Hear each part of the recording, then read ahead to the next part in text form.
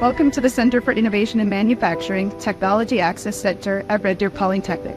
My name is Tonya Wolfe. I'm the Associate Vice President of Applied Research. I'd like to share with you a little bit today about the CIM-TAC and some of the unique opportunities that clients can have when they engage with us here at the CIM-TAC.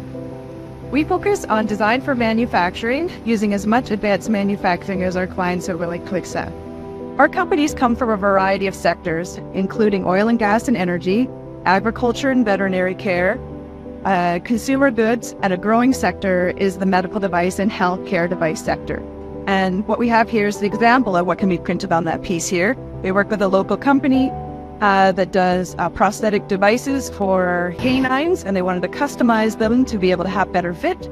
So what we did is we have a CT or an MRI scan, and we're able to fully digitize that and select different materials and assign them a different, either a density or a different color, and print this all in place. So again, providing different types of technology to meet a wide range of needs that our clients could have, not only here in the Alberta region, but across Canada. And that's where Navigator really comes in, because there's not a lot of these types of equipment across Canada. We can really utilize each other's assets to be able to grow the full innovation ecosystem federally.